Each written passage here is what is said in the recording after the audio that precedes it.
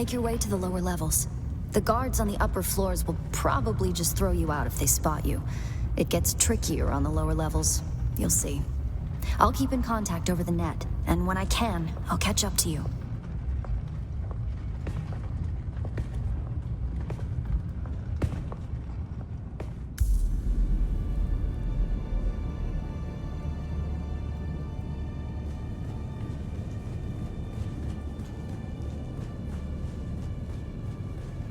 You need to stay out of sight. The troopers in the upper archives are good people. Don't hurt them. Get to the lower archives as quickly and quietly as you can. A lot of memories down here.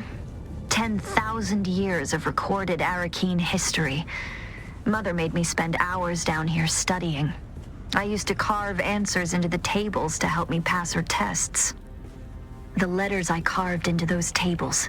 Pay attention. The Bene Gesserit have an archive of their own, buried in the lowest levels. The symbols I used to carve are the order of the test.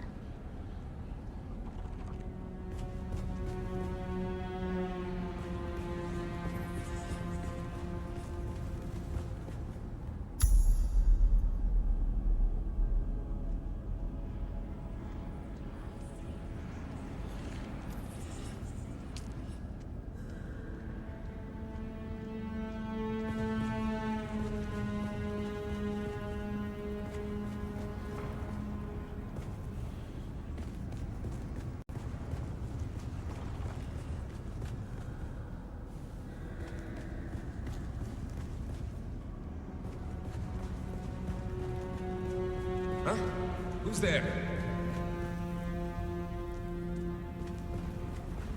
Is someone there? Identify yourself. Huh? Who's there?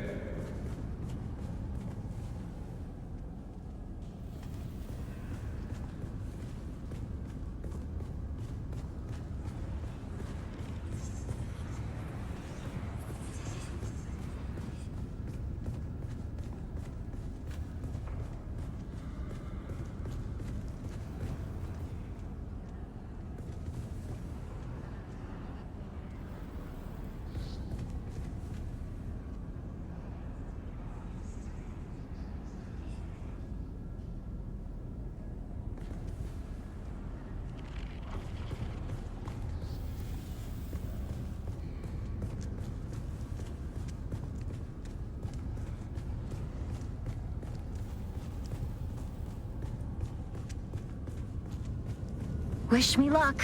I'm about to start mingling with the guests. Count Fenring is here. I can't abide that weasel of a man. Father says he is a deadly fighter, but he hides it beneath that mumbling veneer. Just be glad you aren't stuck at this banquet. One of the buttes, a water shipper, is pawing at a banker's daughter. This could end in a duel if it escalates.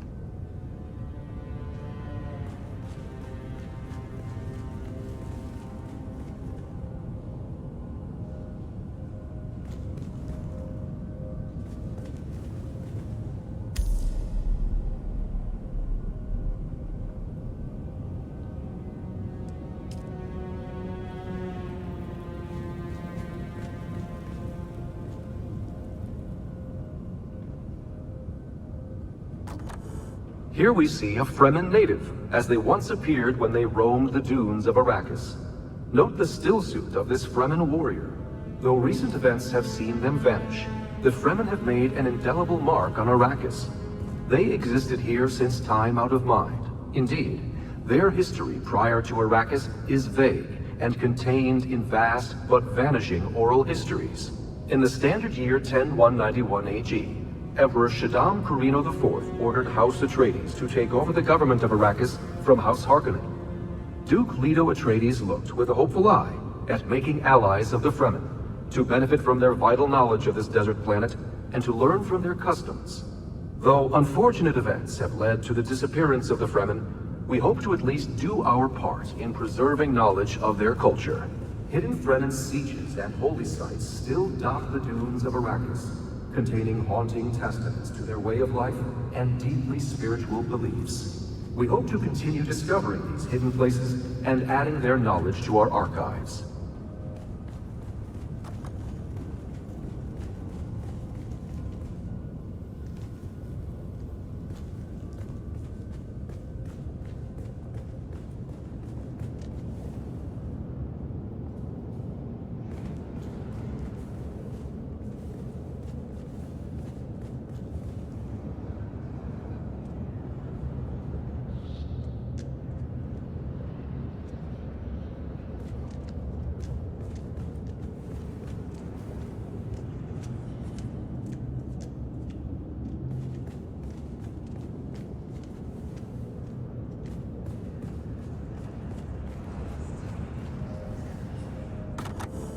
Though the War of Assassins is an ongoing period of calamity for Arrakis, perhaps the darkest chapter in the planet's history is that of the uncontested occupation by House Harkonnen.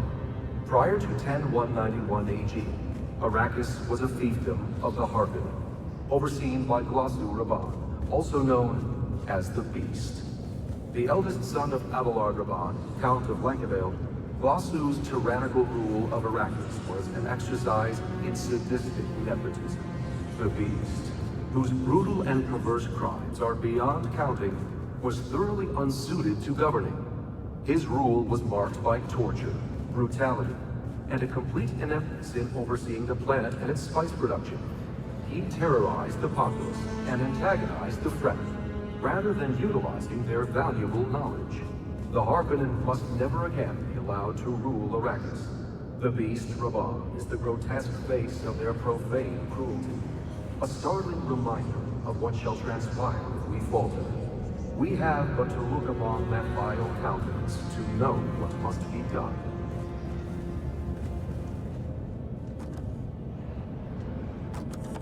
Now let us shift our gaze from the past to the present, as we witness history in the making. Here stands Duke Leto Atreides I, head of House Atreides, ruler of Caladan, and rightful ruler of Arrakis. In the standard year 10191 AG, Emperor Shaddam Perino IV ordered House Atreides to take over the government of Arrakis from House Harkonnen. Duke Leto rose to the occasion and entered into a very dangerous situation.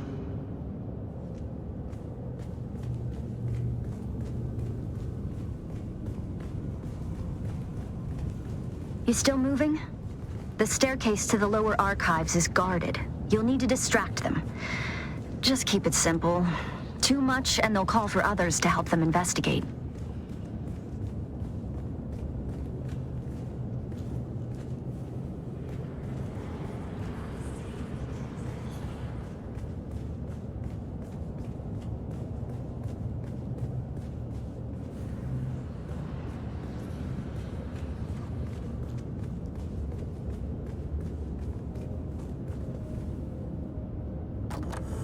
Though a cursory look at Arrakis seems to reveal an environment completely inhospitable to life, the desert planet is home to a surprising array of flora and fauna.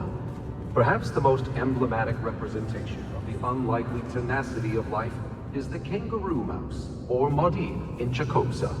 This species of jumping mouse, genus Microcarpus, is a member of the rodent family and specially adapted to hunt and thrive on Arrakis. This seeds and vegetation where they can find it. The kangaroo mouse rarely drinks water. Instead, Is someone there?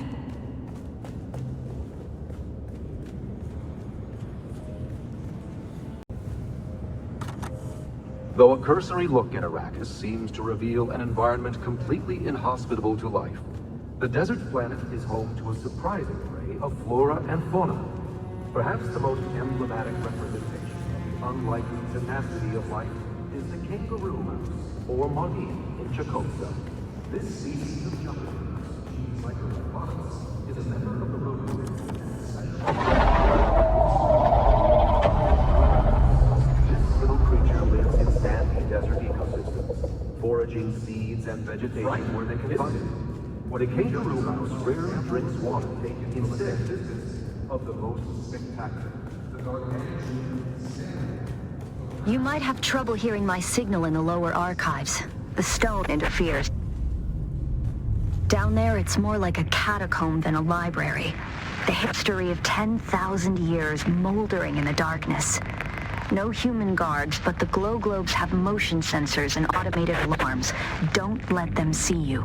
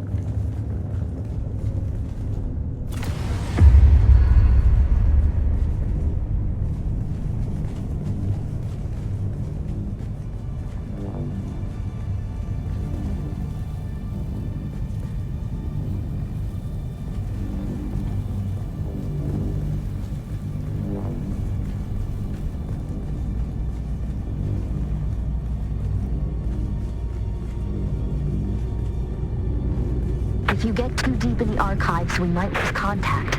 Just keep moving forward, and I'll join you as soon as I can slip away.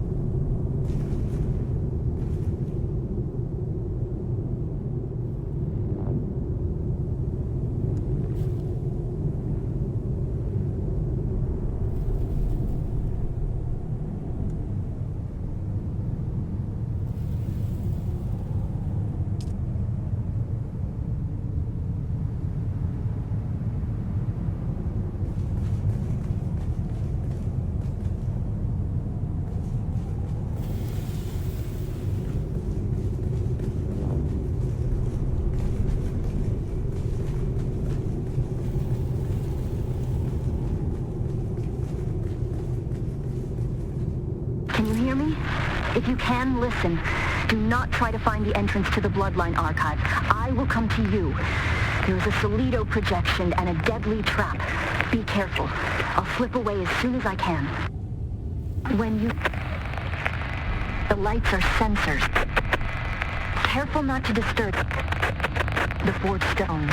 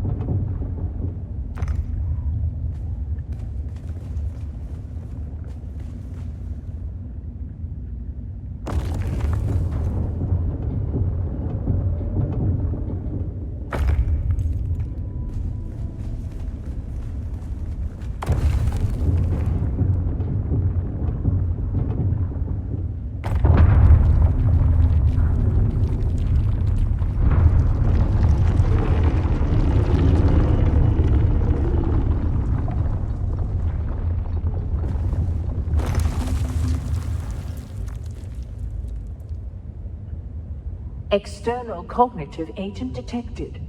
Full sister authorization not present. Proceeding with limited access heuristic. Welcome, Acolyte, to Relay Node Seraph 1. This system archives the seeded vectors of the Mahdi prophecy, dispersed through oral tradition channels among desert tribes. Contained data is restricted. Decryption requires demonstrated comprehension of cultural vectors and myth-seeding protocols. Begin myth sequence verification.